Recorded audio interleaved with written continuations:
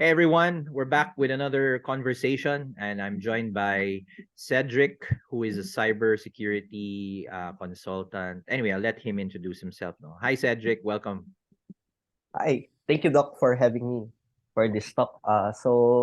My name is Cedric Miraflor. So, currently, I'm a cybersecurity consultant for PwC. So, um, currently, I'm introduced in generative AI in general is through my friends. Hmm. So, I started nung nalaman yung generative AI nung January. This So, year, yeah. yeah, I really got curious and yun, doon nagsimula na I play around with the APIs and develop my own tools using OpenAI na API nila. So, luckily, um, I got some attention from businesses that wants to buy my plugin. And currently, I'm helping them use the tool that I've developed for them. Kumbaga. Oh, So, wait. yun. So you've already developed a plugin, and you're now Yeah. marketing it.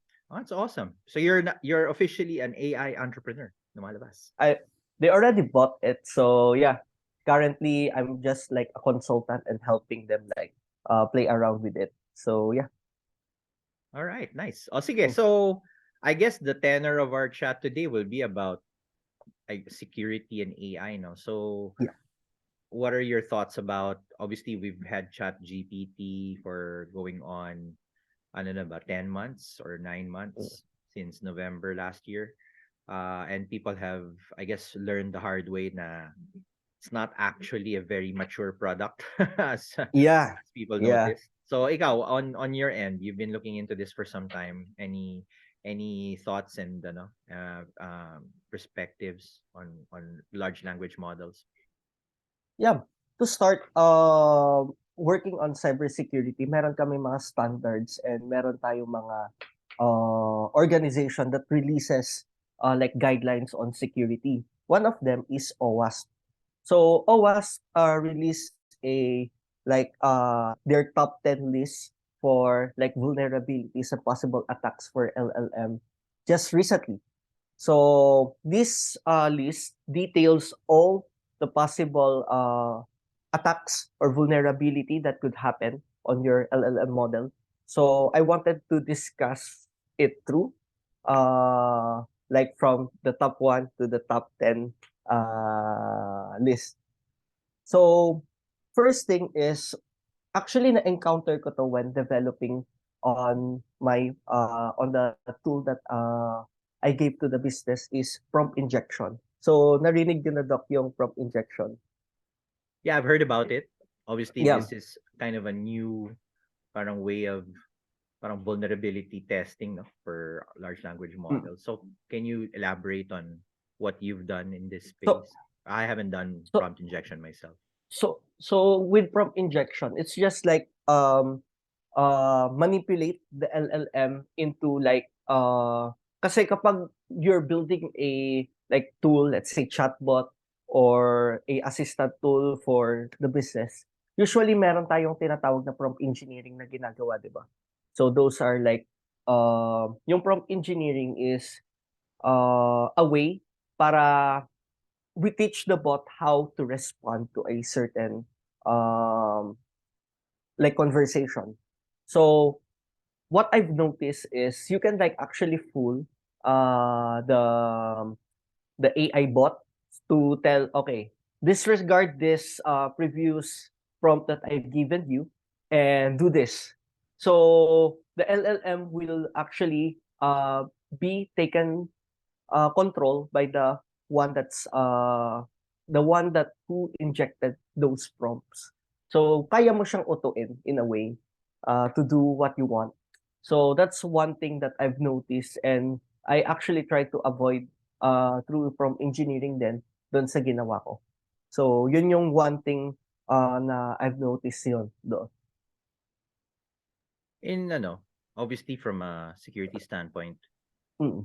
um, data has always been one of the problem systems, no, in any architecture. Kasi nga, for example, being able to query a database, that's a very dangerous power to give to anyone, and yet that's a fundamental task or skill in data analysis to be able to query a database. Kaya ang dami mga workarounds. Oh, maybe we'll have a safe database that people can query while the real production database is still hidden. But even within the safe database, that's still actual computer records or customer data. So, pwede ring ma-leak yun. So, ngayon, you have a large language model that produces data naman. Mm. Any thoughts about how would we secure such a thing, no? Or how should we be going about creating safer AI systems from that perspective? So one thing na list down here in the OWASP top 10 is over-reliance. Siguro one thing is it's the LLM is still not very mature for like handling sensitive data. Personally, dun sa dinevelop kong tool, we still avoid like storing data of customer. We actually throw them to a separate form Right. after they have conversation. So with the thoughts of paano magiging secure and stuff, I'm not still like I still haven't explored that part of the space. Kasi more or less currently development wise, uh we actually didn't store any sensitive data. Actually ina-avoid namin. Mm. So sorry. Mm. Yeah. Okay. Mm. And you know nga, where do you see the security discussion going? Because obviously one of the biggest vulnerabilities is the fact that we're all accessing a Mm. public API, no, from the cloud, and we're reliant completely on OpenAI and all these other parang providers to host Mm. these models. Mm. Is that something sustainable from a security standpoint, do you think? Currently, yeah, it's sustainable naman in a way na um the way that we throw data papunta dun sa LLM is secured. Mm-hmm. But the only problem is the underlying technology ni OpenAI. Mm-hmm. Kasi let's say um if you're gonna throw like sensitive data into the OpenAI platform, that could be a risk, let's say for an organization na their data is being used for that purpose. So yun din yung nakikita kong part na ano na possible na magka-issue or you're introducing risk doon sa iyong process. So yeah. In terms of standard, di ba, the cyber world is already full of vulnerability testing, penetration testing. Is it, I mean, how would you go about parang certifying the security of a model? Kasi minsan it's not just about access, it's also about Mm. usage. I don't know nga to what extent it becomes more of a more of a safety issue, more of a ethics And issue. We talked about alignment offline as opposed to yeah. just pure security. I don't know, any ideas there? So I'm also trying to build parang a perspective around it ngayon na it's getting more popular. Yeah.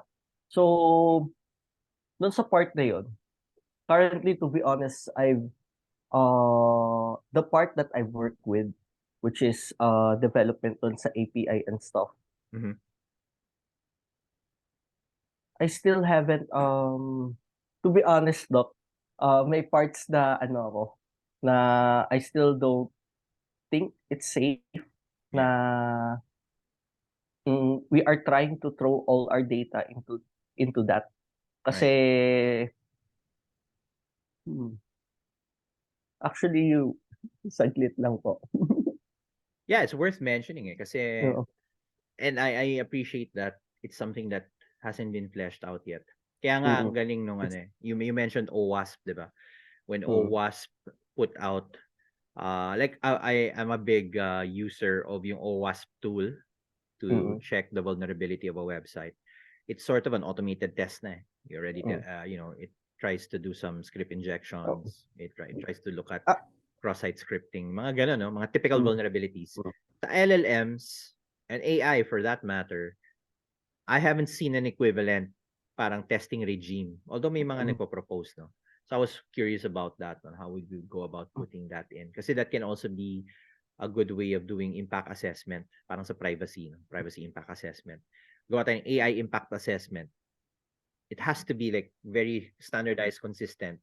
And then yung mga nuances na can be more domain specific. Like for example, if it's a marketing model, are we unnecessarily exploiting characteristics of people to target them? So that's beyond security, but it's more about the ethics of it or the privacy of it. Or if it's a financial model, does it provide accurate forecasts? May mga ganung, dapat meron tayong mga ganung template that I haven't actually thought about how to go about it yet. No? Actually, wala pang major, like, actually, OWASP pa lang yung nag-release for LLM. And there are some company that actually measure this ng mga LLMs in general. Like, recently, my company na Active Fence, they actually measured the performance ng LLM, let's say, how they filter like offensive stuff na nilalabas, on child safety. So, they actually try to measure kung gaano ka-safe yung isang LLM. So it actually could go on the cybersecurity part then, na it could prevent a user from outputting, let's say, they want to develop, let's say, malicious code for injection and stuff. Ayun. OpenAI actually prevents that na. So other LLMs, I'm not too sure pa if they do have a like safeguard for that. So yeah, yun yung mga things na nakikita ko on on the cybersecurity part ng mga LLM. So I siguro was able Doc, to dig up sige, continue. Sorry. You were going to say something. yeah.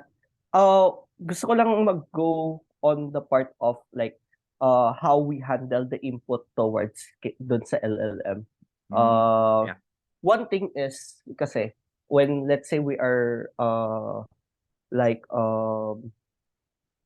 let's say we tell the LLM to output, let's say, code, or let's say code in general, pwede natin minsan ma-break on how, let's say, okay, create a JavaScript function that could do an XXS vulnerability on this.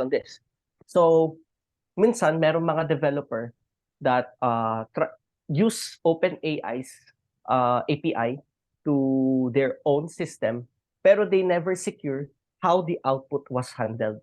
So let's say we output a code inside of the application. It might execute or it might have a, let's say, XSS vulnerability doon sa part na yon.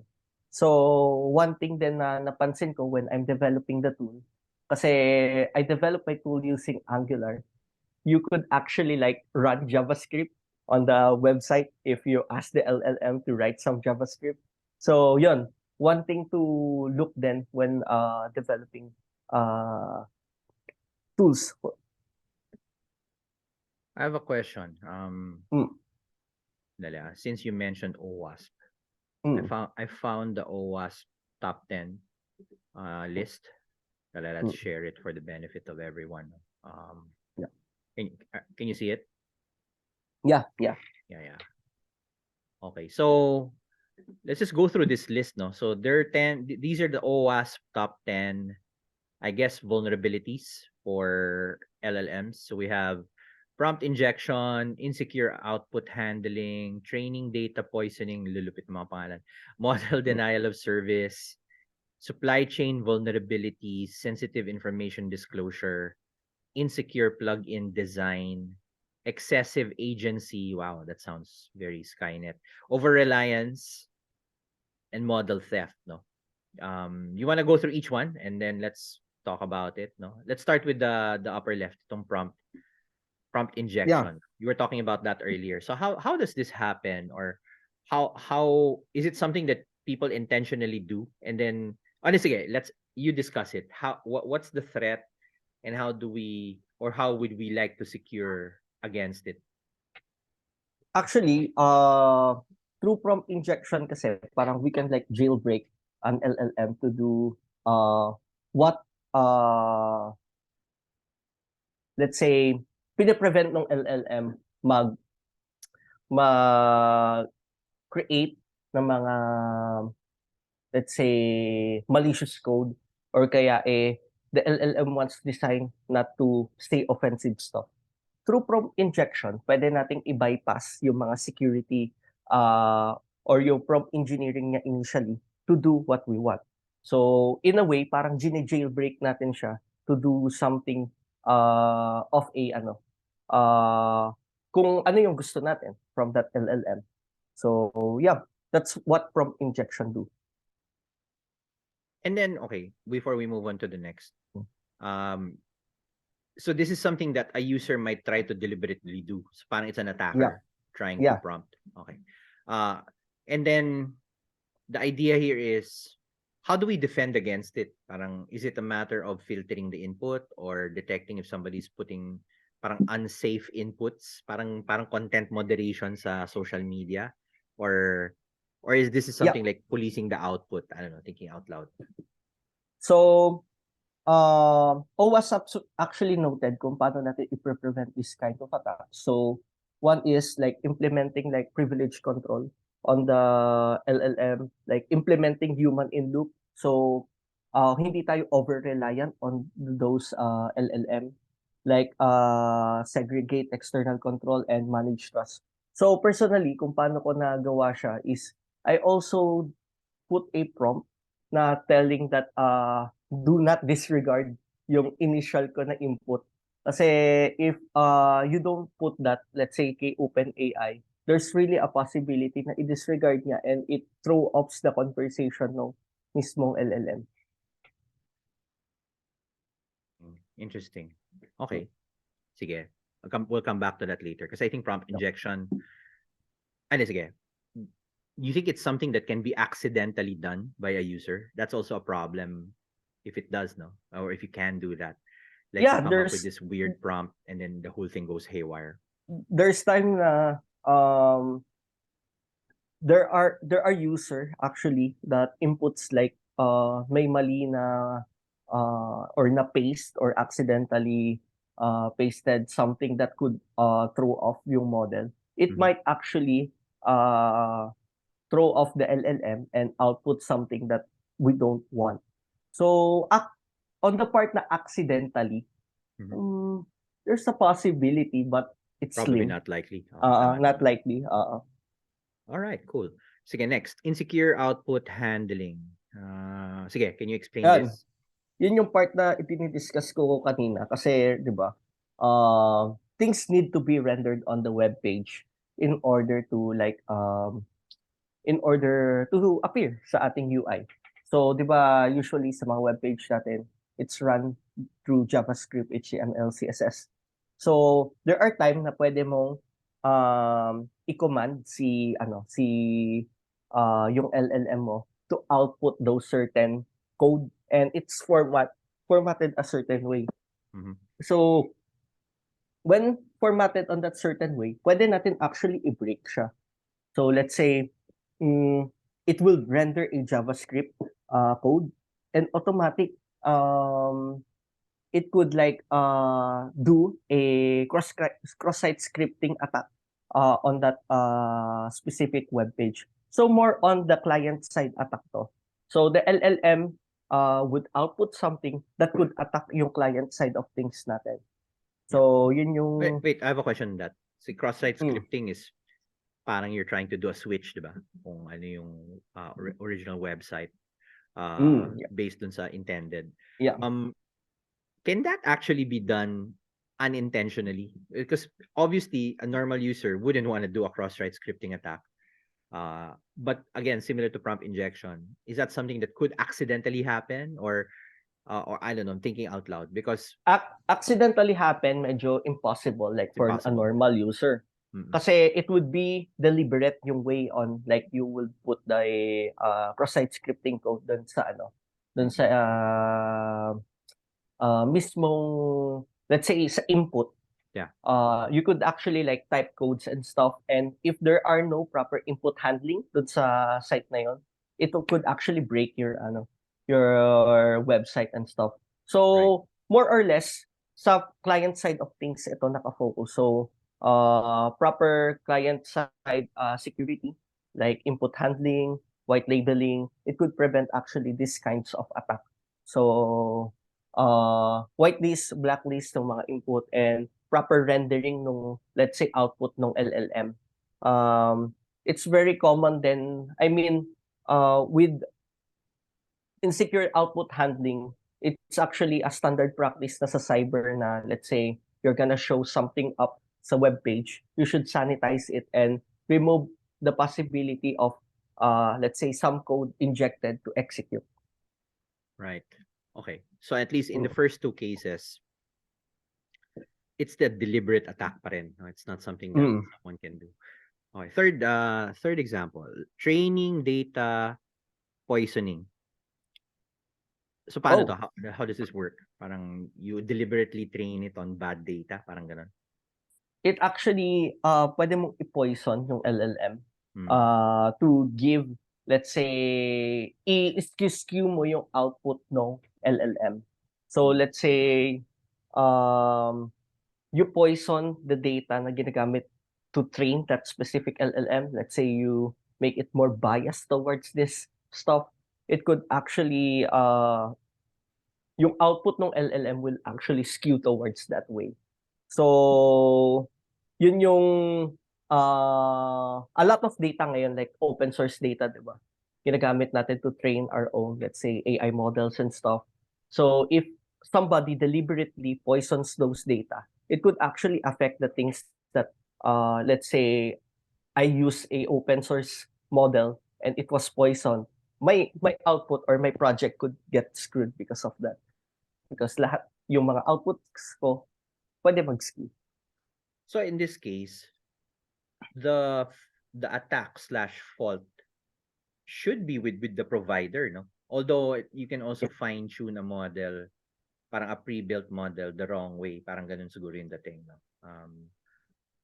Or I'm just trying to figure out Yep. how would that get into like an architecture unless deliberately then mistrained. It was deliberately mistrained by someone and then released out there under false parang false representation. Hey, look at our new llama, 100 billion. Yung pala it's llama with a lot of poisoning, parang ganun ang dating, no? Yeah. Uh, that actually could happen lalo na ngayon, a lot of models are open source. Hindi natin din pwedeng ma-verify Yeah, you the can't audit, sources no? on how they do things. Actually, Yeah, is it nga that's difficult to audit? I think it would be, right? Kasi there's no source data set unless it's available, right? That you can check. mm, Okay. that's why it's really hard to like prevent this attack kasi it's not on our side eh. It's on the Mm, companies that actually like host those that models and produce stuff. it. Yeah. They're the one that should safeguard these types of models. Have you heard of Chaos GPT? It came out shortly Oh, after Chat GPT. Pero ni-shut down din siya very quickly. oh, Na not yet. hanapin mo siya. It's a dead project. Pero it was intentionally created to destroy humanity. Yung project name, Chaos GPT, Yeah, yeah. advancing the destruction of humanity. Some crazy guy did it. No? And yun lang, parang. And then there was another Chat GPT, I forgot the name, na it's Chat GPT but very sarcastic. No? And then I think, Mm, shinare ko siya. Obviously, it went viral. And then yun, yeah, nag-down na siya. yeah, yeah. I mean, imagine, Doc, if people that don't satirize these types of stuff. So, let's Mm-hmm. say, intentionally nilabas nila with a little bit skewed na Yeah. data. Yeah. And yeah, it might really affect a lot of people. Lalo na, let's say, that what they did is like introduce like harmful stuff, let's say biases towards a certain human race or something. So yeah. Yeah. Well, actually, that's a good segue to the fourth, denial of service. So, is this just as simple as overloading like a chatbot with inquiries? Then it goes down, parang ganun.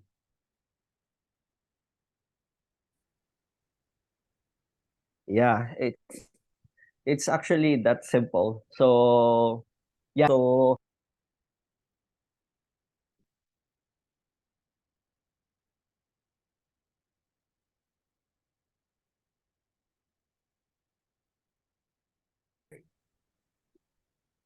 Yeah, so model denial of service is just overloading the LLM now with inquiries and then it goes down, yes. tama ba? So you're just bombarding the model with text and kaya lang niya mag-handle to a certain point.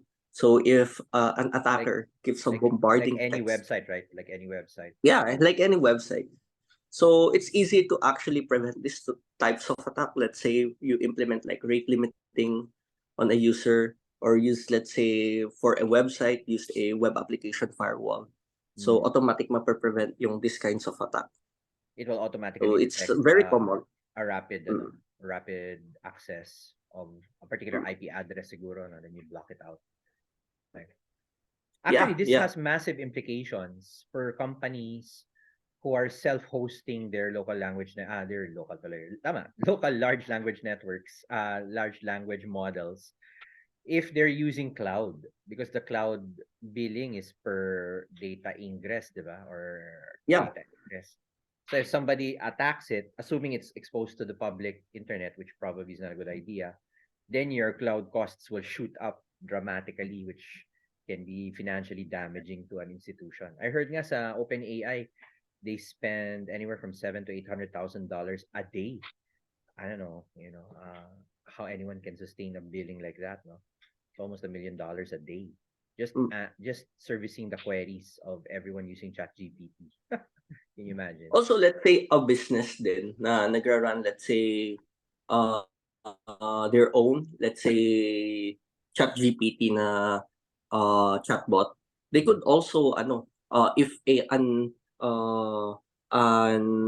uh, a attacker bombards them with prompts and like force the chatbot to output stuff, pwede Mhm. mag-incur din sila ng malaking cost on tokens. Yeah. So it's actually very scary for, let's say, small to medium businesses that's trying to like implement this kind of tech sa kanilang workflow. Yeah, Hmm. here in this case it's not just an ethics question, it's financial question also, right? Yeah. Okay. Supply chain. How does this work? So Supply with the chain supply chain, vulnerabilities. it actually related dun sa kanila dun sa model. So Mhm. how a supply chain works is from the uh dun sa process on let's say building an LLM, dun ka magi-introduce nung attacks mo. So it's actually related to like data poisoning. Mhm. So during the process ng pagbubuo ng specific na LLM, doon ka papasok as the attacker to, let's say, introduce some isi-skew mo yung data, or kaya you're gonna introduce some mga, let's say, it's really related lang din kay data poisoning. Kasi si data poisoning, you could only introduce it through the supply chain. So, kumbaga, magka-join sila na attacks. So, yun nga lang, si supply chain vulnerability, it highlights na those attacks, i-introduce mo siya during the creation or during the process kung paano binubuo ang certain LLMs. Right. So this has to do with basically how the build process is managed Yeah, within the company developing it. Okay. yeah. Let's Uh say, yeah, go ahead. pwede din sa part na, let's say, you're trying to like outsource some stuff. Yun, doon pwede ma-introduce yung mga possible na vulnerabilities for those LLMs. Let's say, a lot of times ina-outsource, di ba nila yung training Yeah. ng models. And though, yun yung time na it could be easily introduced. Okay. Hmm. Let's get. We're on the halfway point now. Sensitive information disclosure. How does that work? Is it similar to insecure So, output handling, or uh, is it's similar but different? actually near dun sa insecure output handling. So sa insecure output handling, it's more on the codes and stuff na pwedeng i-output ng LLM. Let's say it could like break the client side and stuff. Si insecure si sensitive information disclosure. Let's say you train those certain LLM on like data that's private and stuff. There's an ability to actually force the LLM to like show yung mga sensitive information. Let's say, 'di ba pwede ka na mag-upload, let's say, ng file to, let's say, your own LLM and have it output. So, there are prompts that protects people from accessing those sensitive data. So, without those proper safeguard, pwede nila actually output yung mga sensitive information na yun. Okay. Pero in that case, it's similar then. Parang you want to put guardrails on the output Yeah. side, on the application side, so that you're able to secure it, right? So yung mga data that was fed inside of that LLM, needed lang natin na magkaroon ng guardrail in between that so that it don't explicitly output sensitive data. Yeah, that's awesome. Okay, insecure plugin design. Okay, so this is more of application development now on top of a base LLM, no? So the way we develop yung mga plugin and stuff, yung mga interfaces na nilalagay natin dun sa LLM so that it could function. So yun, pwede din makapag-introduce tayo ng mga vulnerabilities doon. Me myself, dahil nga nakapag-develop na ako ng plugin, there are things na kailangan i-look kailangan ma-prepare on the designing process. Like yung output ng LLM, again, babalik lang din tayo sa other parts like on the insecure output handling. There are possibility na you create your code na it doesn't really sanitize the output that the LLM gives. So it might break your application. So it's really a part din lang din ng application design process. So yun. Okay. We're down to the last three. I think these are the more parang philosophical ones now. So it's excessive agency. What does this mean? Actually, on the excessive agency, I'm not too like familiar or hindi ako too expert in sa excessive agency. It was stated that it's a vulnerability that enable damaging action to be performed in response to unexpected output from an LLM.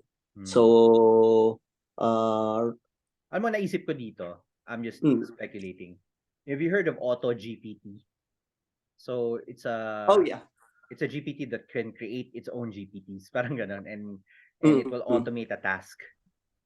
I think that's already excessive agency. Parang you're giving, well, I think here kasi it's more about how much of your architecture is accessible by the LLM. So if you put the LLM in charge of your entire data warehouse, that's probably excessive.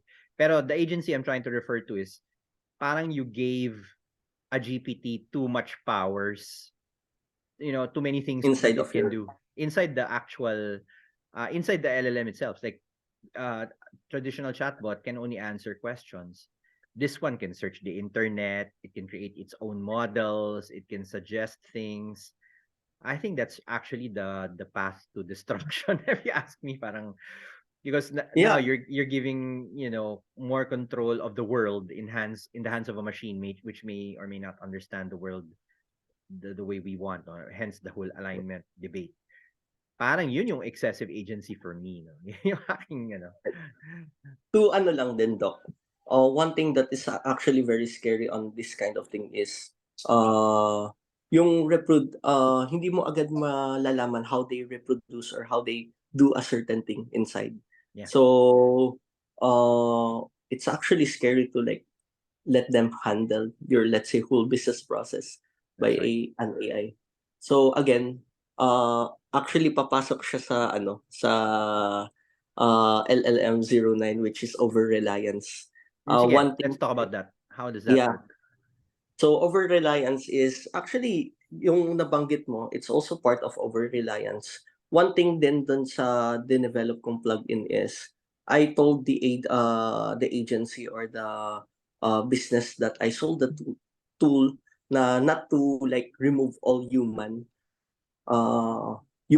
nurses dun sa process nila, kasi you can really over rely on this AI to replace them all. Kasi Right. iba pa rin yung may human touch dun sa process. So, an over-reliance is like putting everything, like the LLM would execute, like automate everything for you. So, there will come to a point na, let's say, nag-hallucinate yung iyong LLM. We can't say na Yeah. nag-hallucinate siya. It might break a lot of things. Sa financial standpoint, it might be damaging. It might also delay some stuff. So, yun yung one thing na what I remember nung na-develop ko and sold those plug-in na don't remove everyone. You still needed people to like keep in loop to double check if things are right. So, yeah. Yeah, I think ano rin eh. This in a way reinforces the mga tropes na it's either human or Yeah. machine. When the reality is most use cases will involve both humans and machines. The question na lang is Yeah. who's in front. Sometimes humans are in front, machines are supporting the human. And sometimes you want to put the machines in front and then humans just monitor its performance no for deviations. Because frankly some jobs are either too monotonous, too repetitive, too demeaning to be given for humans only, and yet we insist on doing so. No, that's kind of a that's the opposite problem naman, parang non-reliance naman on automation to the Uh-huh. detriment of humanity. Okay. The last one, model theft. I think this is very straightforward. So So, from the word itself, model theft, it's uh I mean, could we consider Auto GPT a model theft? Kasi it hmm, could create its own GPT and stuff. yeah, or it depends. I guess if you combine that plus Other. other vulnerabilities, then we're in trouble. No, I Yeah. remember there was a time. I think bawal na ngayon.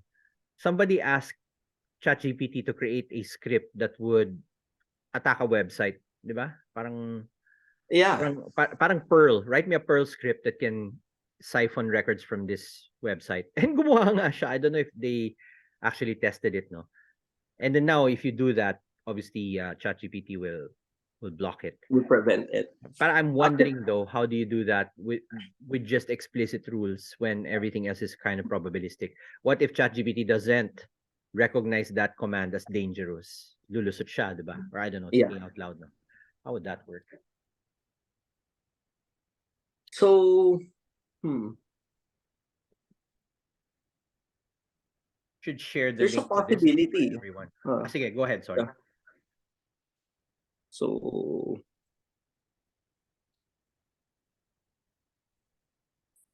hmm, Shadow model. Daming attack vectors. Kasi nga, it's such an open hmm. architecture. Sorry, nag-blank out ako. Sorry. Yeah, no. Okay. I'm also thinking out loud about it. It's something worth reflecting on. It's a nice Hmm. document. Maybe we should do a webinar on this, no? Yeah. Actually, Doc, dun sa um, it's just a guideline, itong OWASP. There Mm, might be other vulnerabilities out there na hindi pa nado-document kasi it's relatively fresh. for Like, sure. LLM is very new technology and again, gusto ko yung part na sinabi niyo na actually I think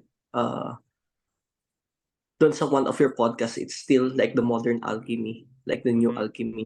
mm, We don't know what's actually happening. That's why there are a lot of startups, there are a lot of tech companies that trying to make it traceable inside of an LLM on how things happen. So yeah, there might be more out there. Di pa lang siguro na discover pa. yeah. But it's good that there are already organizations that are putting out like guidelines to how we protect things, lalo na when it comes to the LLM space, given that it's relatively new. So hopefully, a lot of like government agency or other organization would catch up to put these types of guidelines on how can we measure a security ng isang LLM. Mm, mm. So yeah. Yeah, I think well all the more. I mean even with broader cybersecurity, there's already a shortage of people generally. Mm. That's why I'm very happy to learn that that's your thing and we need more professionals there, no. All the more pa with AI. AI security probably close to nil.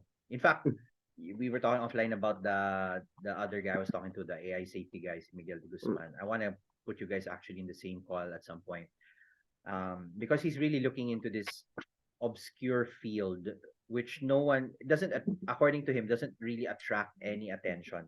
Like for every one AI safety research, or for every 100,000 yata AI capability researchers, which is everyone we know building these models, Yeah.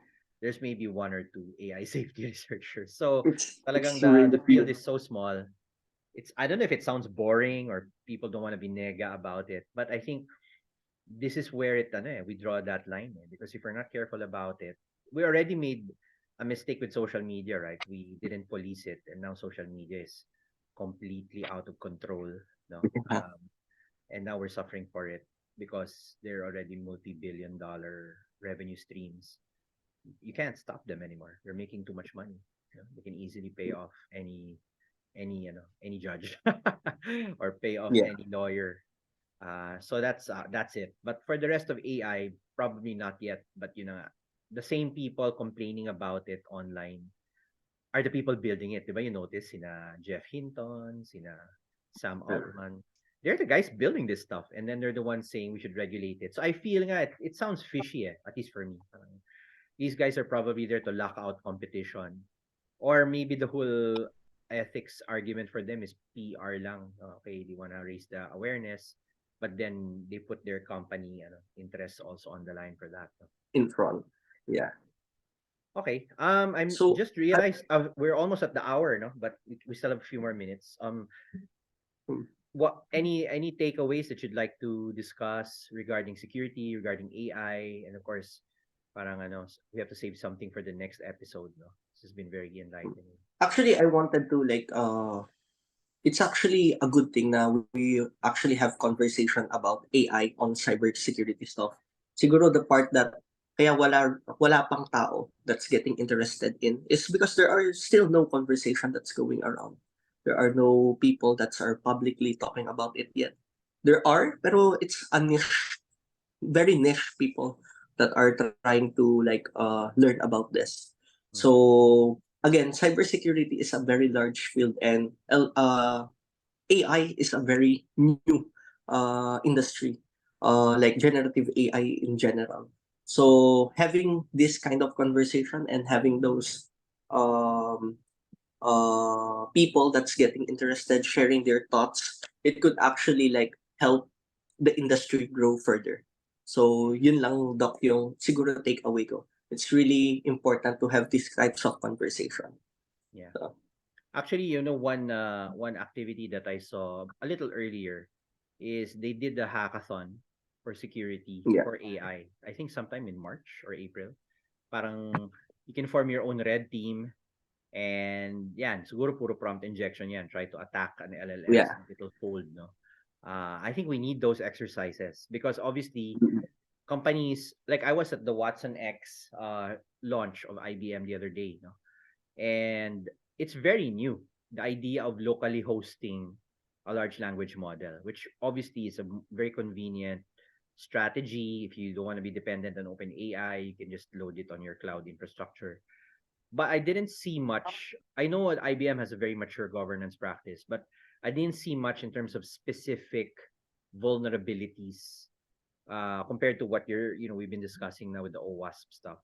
So that means that implies that even at their level, IBM needs to also make that as a topic, like conversations with their own Mm.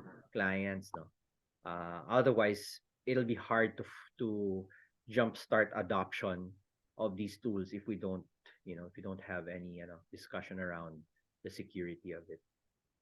Okay. Uh, Mm.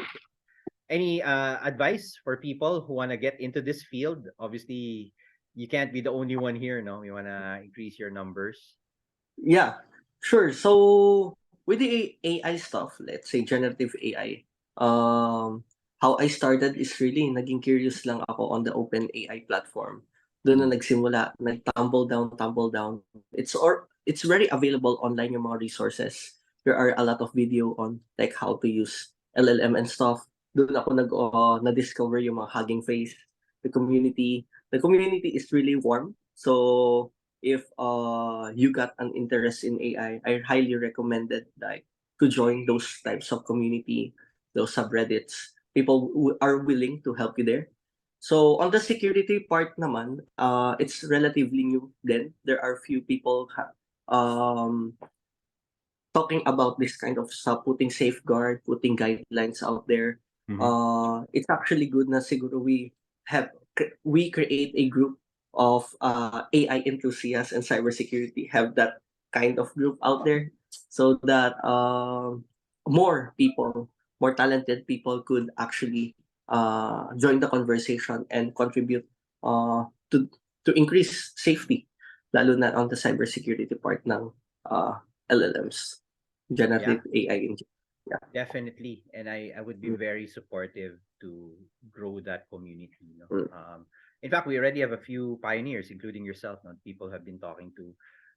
We obviously have Dr. Tehanki on the ethics. We have Miguel de Mm. Guzman on the safety. I would love to put you in touch also with Jim Miraflor, magka-apelido pa kayo, who's into Yeah. probably no relation or may relation. Anyway, so I don't think so. uh, maybe we can have a Miraflor squared Mhm. episode. Yeah. He's really deep into the philosophy naman of AI. We talked about the Mm. history and yung mga the changing practices. And then you come in with security then. So I think this is before proving to be a very rich community. And yeah, I'm very happy that you had the chance and the time to spare. No, I'd love to have you for another at least a few more talks so we can flesh out Yeah. the cyber part especially together. Okay, sige, Maybe next Cedric. time I prepare a slide and demo. It would be Oh actually yeah, better. demo would be Right. great. I had one Yeah. guest, puro demo lang siya, showing Mm. stuff. Siyempre, he's geeking out on his stuff. And then I also do a weekly webinar called AI for Lunch. I think I'm gonna reboot it into a different type of format because I think we've already exhausted kind of the general discussions on AI and Mm. they're all immortalized on YouTube anyway. So now maybe we can dive deeper into some hands-on exercises to just to show people how AI works and just demystify it. I think the path to responsible AI is to demystify it. The more people parang think it's too complicated or there's something magical or mystical about it, the more they remain ignorant about its risks. So if we smash that, everyone understands how it works, then it becomes more obvious. Okay, we shouldn't do this because that's why the AI does that. No. Okay. Sige, thanks, Cedric. I hope to have you again in another chat. In the meantime, Yeah. you have a good day ahead of you. Yeah. Sure. Doc. Thank you. Thank you. Thank you.